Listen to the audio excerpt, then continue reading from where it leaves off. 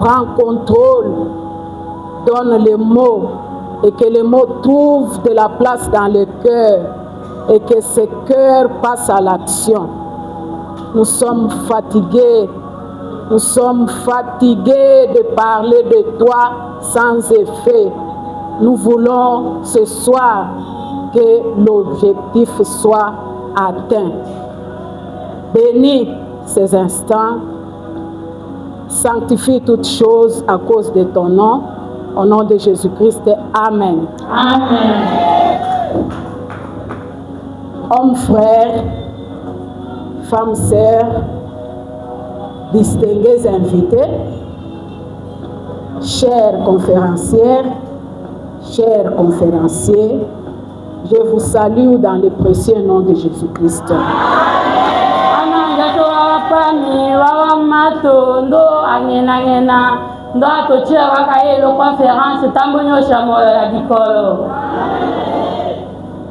Je remercie notre Dieu pour ce jour. Lui le mettre dedans. Je adresse aussi mes remerciements à notre papa, notre représentant, Papa Jean-Pierre Djamba, Papa Jean-Pierre Djamba, son conseil, sa marque de confiance envers moi,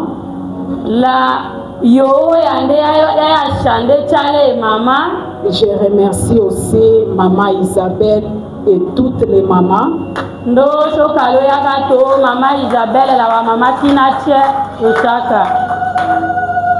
Je dis merci pour cette marque de confiance.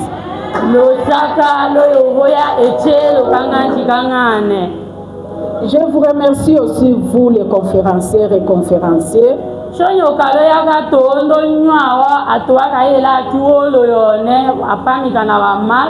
Cette conférence n'a de sens que par votre présence, sinon elle n'aurait pas lieu. Merci beaucoup.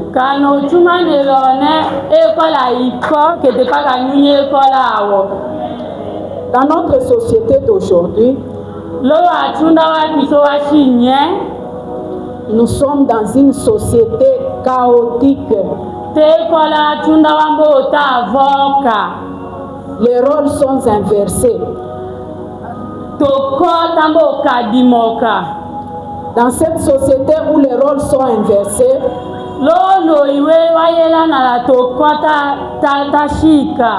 beaucoup d'hommes se posent des questions de ce genre. Mais comment j'ai pu choisir une femme pareille?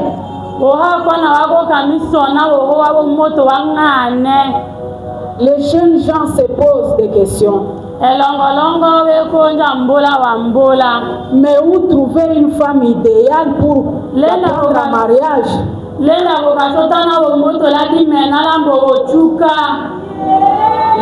familles sont divisées. Les assemblées sont sous l'emprise de l'ennemi.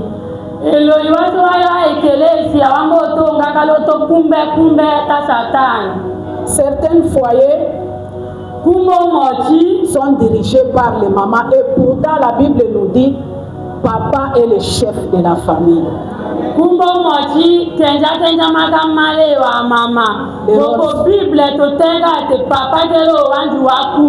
Les rôles sont inversés.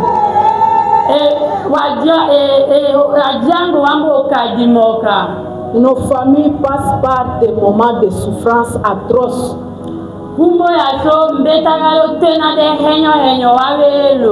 La jalousie, la méchanceté.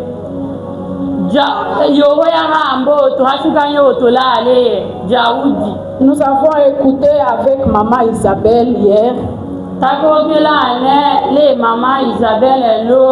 que éduquer une femme, c'est éduquer toute une nation. Mais comment se fait-il que nous nous posons toutes ces questions Koko ha kona wa yo koma to da sonjo ya mbola wa mbola aso. Nos assemblées, nos quartiers sont remplis de chaos. Chuma lelo da so de kelesia. Teni da so da ngelo da tata jase dambo lola ne kala vide gogo bu. Mais cette femme qu'on a éduquée, Koko moto nela kawode qui donne naissance à un enfant, onela lota ototo et la femme qui a été éduquée éduque l'enfant à qui elle a donné naissance. wo moto la kawode mbode kando nalandela yondota. Et cet enfant grandit, Koko onongo mbolaka elle est épouse et mère. ayo nga wadi ladi mena lelo konyango. Mais d'où vient la division? Kolenda ya lokaki tonelo. D'où vient qu'il y a manque de confiance? Lenda ya yoho ya behaje wonya yo tolo tema. Les hommes se torturent dans leur maison avec une apparence. Atonja ya kaka vamele tika wa mvudu ya wala tokani tomochi. Vous voyez un homme sortir, Mena pa mi atatombe. vous pensez qu'il vit bien, Wala fonya wate eko sena di mena. il vit dans la merde. Tekele eko sena lo suida di mena. Sa maison est remplie d'incompréhension Lo dulandela mbolo la nekala wa nyanyelo. à cause Lotewa. d'une femme. Lotewa umutu la kanda chuke. Où sont ces femmes? Lende wa mato aso. Où sont ces femmes? Wa mato aso lende so. Cette femme idéale, où est-elle? Ko moto la kine mone lende ye. Les enfants pleurent. Anawe kondela. Dès qu'une maman est partie, Kama wacho mama. on épouse une autre. Vanyo tuko kina. Les enfants sont dans la merde. Kita ana wamboto lolo kanu. Où sont ces femmes, chers conférencières? Lende le wa mato aso na nangimi wa kinile Christ. Ces femmes qui sont supposées Wa mato welo. donner la vie. Welo ko wane wa shaseno. Notre thème est intitulé Ota aso wadi kambonana bitate. La femme idéale. Wo moto lolo. Qui est la femme idéale? Ele wo moto lolo. La femme idéale, Wo moto lolo. c'est celle qui rencontre un souhait. Eko wo moto la kito la dungu. C'est-à-dire quand un homme pense avoir une femme, il Oui. dit ma femme sera comme ça, comme ça. Il rencontre cette femme-là dans les critères. Wonyawa sona pa, wonyawa kombo la pa mate dimila yo chuka. Ndele kwa la to, ngata tanda de dima yo chuka pa wo moto la ngane. La seconde pomana la wo moto ongo. La femme idéale, Wo moto lolo. ce n'est pas seulement celle qui rencontre le souhait. Ah pa kwa la kito la dungu. La femme idéale, c'est aussi celle qui répond à un besoin. Wo moto lolo le kwa to wo moto la kadi molale wo mbe mochi. Il y a un besoin, Wo mba wa mochi weko. dès qu'elle arrive, Kama wa komande. parce qu'elle est active, Dikambonda to kakashadanya. il y a une action, une solution. Kete etombe loka mochika di mena mbotane. Vous savez, chère maman, Nyumbe akawa mama. lorsque le mari est venu pour vous prendre en mariage, Wonyawa ya pami danjo ko chuka. vous avez été idéal pour cet homme. We kumbaganja lo le pami kengo. C'est-à-dire, il a eu le temps de vous observer Dikambo ayo ngetena ke mochika nyumendana. et il a vu que vous avez rencontré certains critères. Konde aena te wambo kadi molalo homba we mochi wa kinde. J'aime une femme qui parle beaucoup. Dimi nangaka wo moto la teke te fula. J'aime une femme qui sait partager. Dimi nangaka wo moto la kaha. Nous pouvons dire Soko kambita. que tel que vous êtes assise là, Wongo jashi nyongo. vos maris ont rencontré la solution à leurs besoins.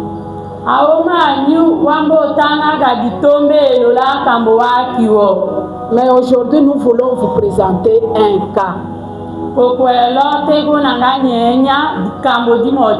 Nous sommes dans le Seigneur. Ma maman est prête pour la guerre. Nous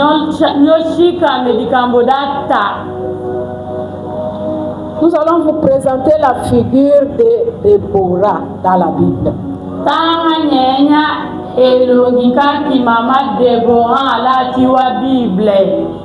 S'il y a un lecteur de la Bible, bien que ce soit une conférence, on peut nous lire ces passages-là.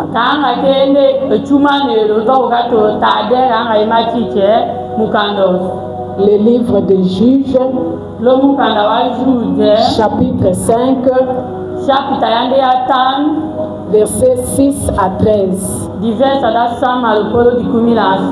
Vraiment, s'il y a la version OTT là, c'est mieux.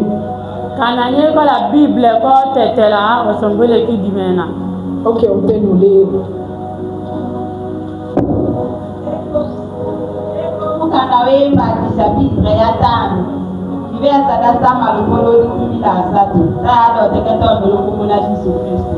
Amen. Loshia shamba Gar, ona anata, Loshia shaede, ese wakase kama. Amete diwakieta kapaka loto kata akoto. Ewanji wa Israeli kuoja lala wolo, wakuoja lala wolo. Ejandola makamonela dimi Deborah. Ejandola makamonela ukonyango Israeli.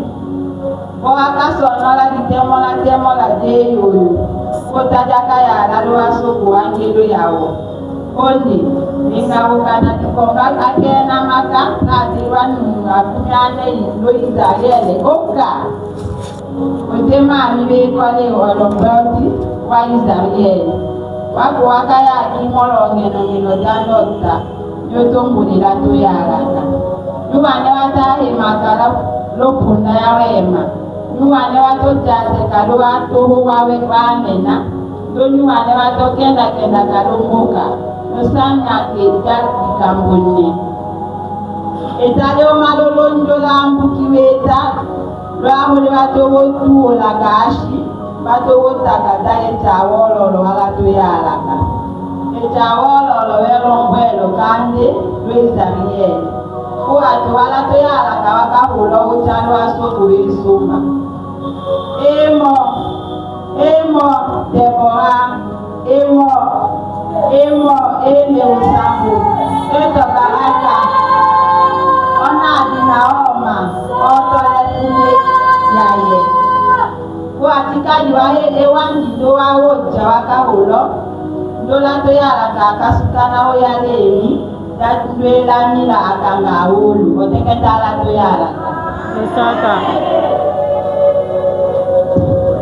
Merci beaucoup pour la parole.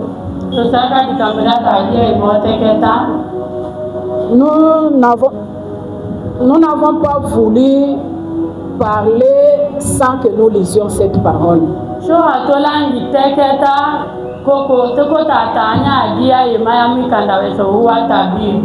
La question nous est posée. Moi-même, je me suis posé cette question. Oui, veux-tu devenir une femme idéale?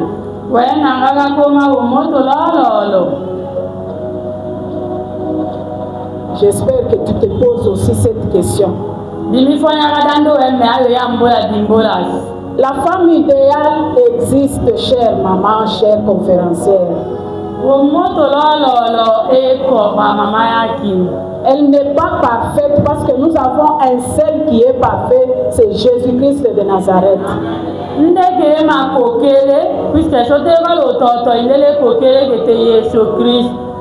Nous allons exploiter Déborah. Nous voulons être des femmes idéales, exploitons toutes Déborah.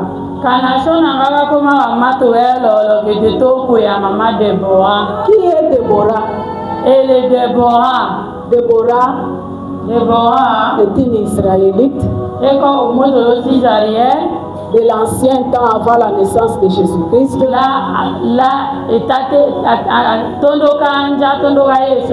Une femme qui a marqué le temps. À son époque, ce qu'elle a fait, beaucoup de femmes ne l'ont pas fait. Beaucoup de femmes au jour d'aujourd'hui se sont inspirées d'elle.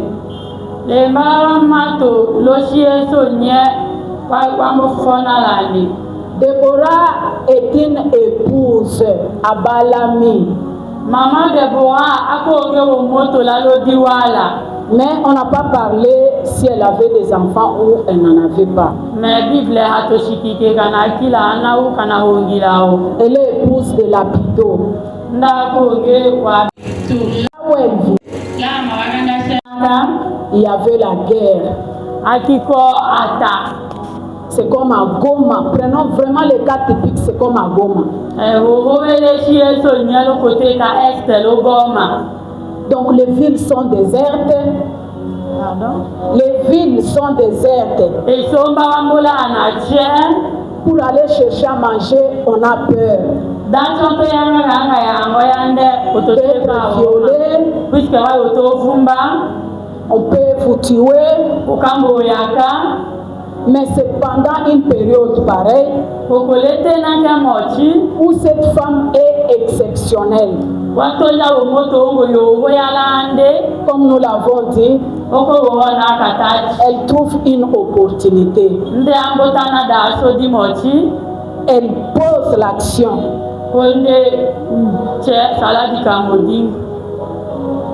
Dans cette ville-là, il y avait des hommes. Ça faisait 20 ans qu'ils étaient toujours au front et qu'ils étaient toujours battus.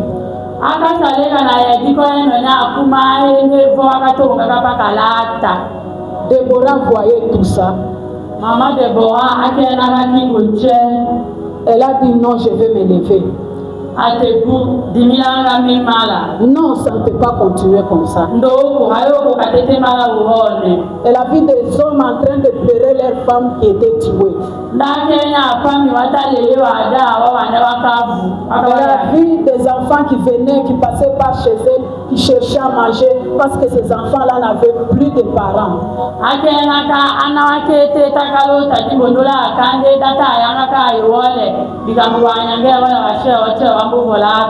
Déborah a vu la désolation, elle ne s'est pas tue.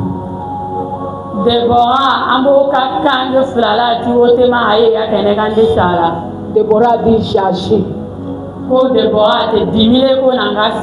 Les hommes qui étaient avec Déborah, les militaires et tous les autres, ils avaient peur d'aller à la guerre.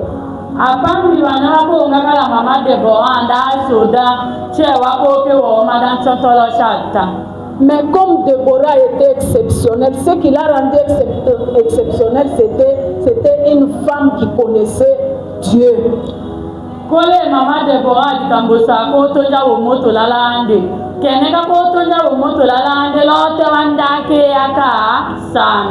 Une femme qui connaissait Dieu, qui entendait Dieu, qui écoutait Dieu.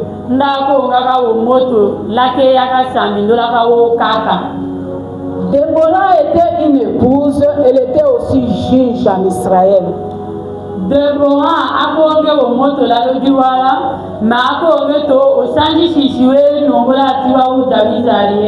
Elle donnait des conseils, elle tranchait des problèmes.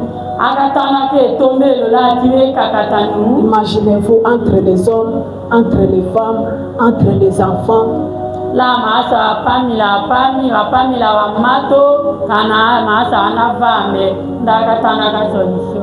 Déborah était aussi une chanteuse. Maman Déborah elle chantait. Elle transmettait la parole de Dieu par les chants.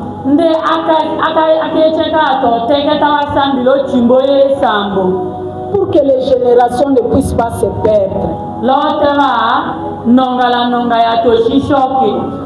Elle parlait de tout ce qu'elle avait vécu, comment elle avait vu la main du Seigneur dans les champs.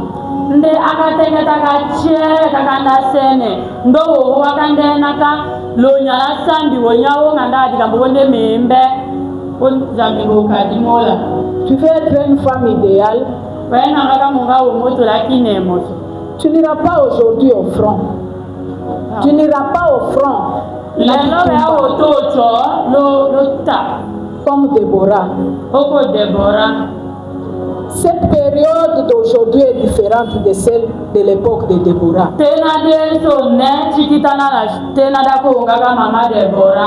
Posons-nous maintenant la question. Comment une femme à cette époque-là où les hommes ne laissaient pas beaucoup d'espace à la femme, elle pouvait parler aux hommes, elle pouvait aller elle-même en guerre.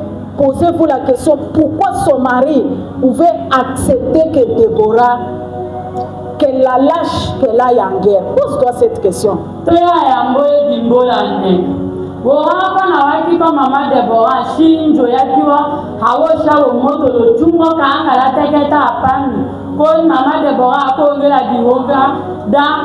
ndakanya apami mboa mbaleka wolo nchontolenja ta to ya mbole dimbola soko ko mende e ko menda. Déborah écoutait Dieu. Elle avait une influence de Dieu qu'elle transportait et influençait les autres.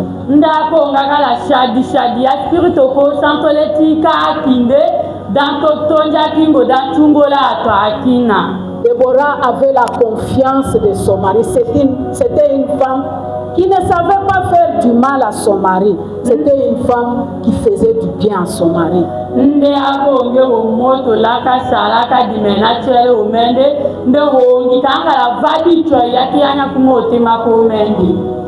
Déborah avait une vision spirituelle. Elle était une prophétesse. Chère conférencière, allons dans les termes les plus faciles.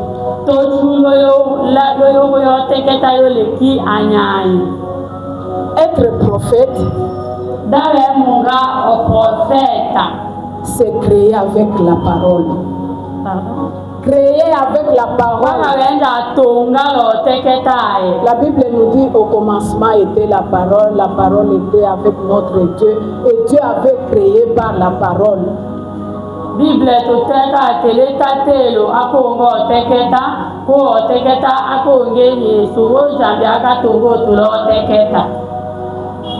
et la parole de Dieu nous dit dans la vallée des ossements, Dieu a appelé un homme et lui a dit prophétise. Est-ce que cet homme-là c'était un homme qui avait seulement des visions? Non, il lui a demandé de parler, de dire ce qu'il voulait voir. C'est ça être prophète. C'est kotato la makambo olingi komona poza elilingi ya Nzambe. La teiwa oyo yone wakikwa tungamida kolo Zambia akatonja pamika moti danjo tawo iwele wataye dikambo sambi halangido oyo che tete malalo kolo akana tonjo to damba teke nekele kataye danjo wachungo la dombo aenya boate ele wa sambi da kombe tawo. Déborah, elle écoute. Déborah akonganeka, elle voit, akenaka, elle agit.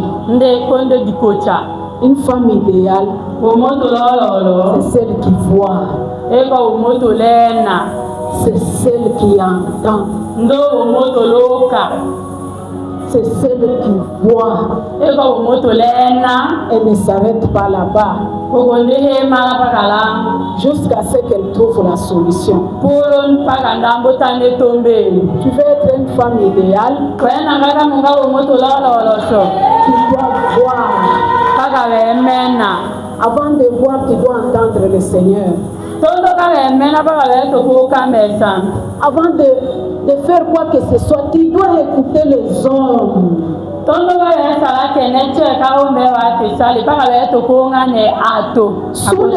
Sous les palmiers de Déborah, sous les palmiers de Déborah,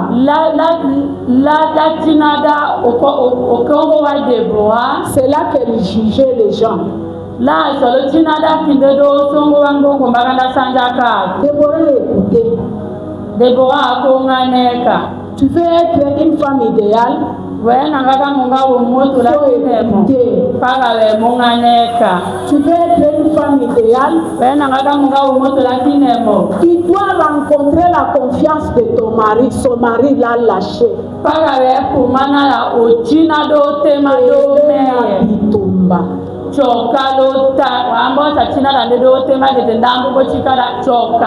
Mama mobali na ya koki kotika yote oya koteya soki ayebi bisaleli na yo ya mabe mama tika yote mama osalela nzambe mosala na bisaleli ya mabe okobungisa génération. Mama ome hakoke kochika te chokale chuma lelodi mochi kana loko ka mochi kana ndeko kena loke wala mochi langane meda le sale sambi paka le munga la china do tema do me la nyae we kambe zambi kana bula china do tema do me wa yo shisho Déborah alongi. Ici Barak, chef et armée. Qu'est-ce que cette femme-là est allée dire à ses commandants d'armée pour lui dire réveille-toi? Et le commandant d'armée écoute et le commandant exécute. C'est-à-dire elle avait des paroles secrètes, des paroles douces, des paroles qui donnent la vie. Déborah akalenja. Kaka na poussé Déborah dans le temulo wanju wa soda wongo kongo hotel on na tolo chatake le tolenja ko wanju wa soda wongo watala onda nda pa mi do to che ko jo ka paka Déborah puisque Déborah ko ngela kudukasan ako ngela oteketa wo kiche ako ngela kame ndake yakasenala. Déborah ne s'arrête pas là-bas, mes chers conférenciers. Je m'imagine ce qu'elle disait. Barak, non. Toi tu es un puissant guerrier. Avec tout respect. Déborah ne montrait pas les dents devant Barak, elle se déshabillait, s'habillait à moitié. Non, elle parle avec respect devant le commandant des armées. Déborah a tué la tondoko wanjongo, ta jidikita ta aloti da wadi shingalero to jalo wole, to nyenge la ondo wanga koke, ko da pamike ko kanawe ni menda ka tuna kudukasa ko dembo tekete oko samileti ka kinde. Barak, tu es fort, tu es champion. Tu Dieu m'a révélé.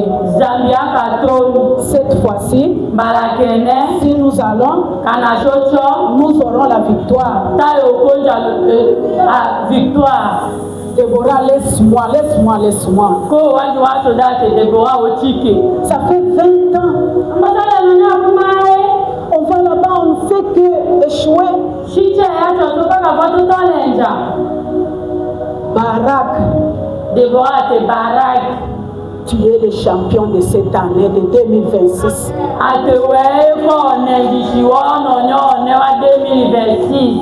Toutes ces personnes-là, l'Éternel, le Dieu des armées, te les a données. Qui est le plus sage et le plus fort en guerre. Et vous savez, quand on dit à un homme de parole pareil, son sens masculin bouge. Là, il doit vous prouver qu'il est fort. Déborah dit, a le discernement. Elle révèle un homme qui dormait, qui ne connaissait pas son futur, sa destinée.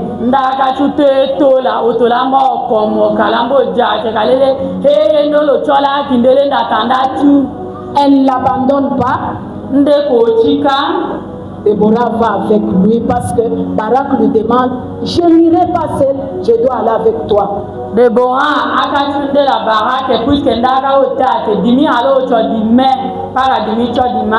Quel courage! Mama, yoko kiko kende na guerre. Mama, mobali na yo atika yo yebi ke mampinga kuna baba désoleka.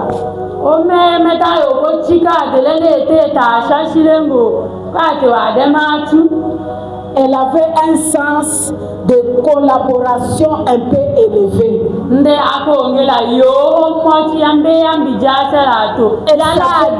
Elle savait collaborer. Elle était courageuse.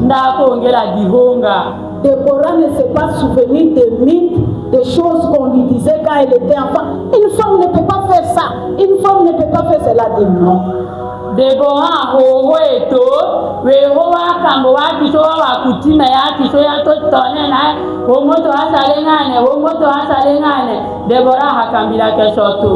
Déborah a réveillé les destinées qui dormaient. Déborah a été moula. Et quand ils ont vaincu,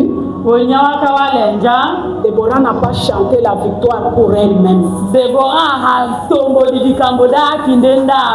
n'a pas dit ngande nazwaki liloba ya nzambe bapesanga mbongo basombelanga voiture basalelanga bo. Non. Elle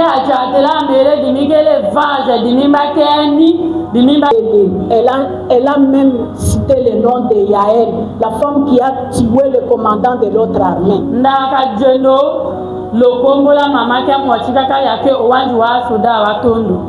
Déborah a collaboré avec tout le monde. Déborah était douce. Douce. Déborah respectait les principes. Aujourd'hui, maman, je reviens à Lodja. Je reviens sur la terre. Parce que là, nous étions avec Déborah en Israël.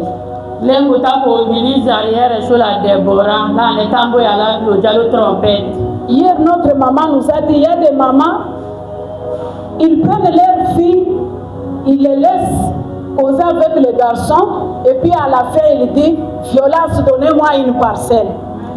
Loi mama katota kuskambo okichekada kele loi kawoyo tonya wambo lanya wambo vumba lokombo melenga na goel. Quand on t'avait épousé, toi tu avais donné une parcelle comme la maman nous a dit hier. Lama kwa kotuke lokombo la kwa ka lelenga ne la goel elendelo. Mais ce sont les femmes de kwa mato. C'est une femme Togo moto. C'est une femme qui fait ça. Au jour d'aujourd'hui, maman, pose-toi la question. Est-ce que ton mari peut te donner son compte bancaire?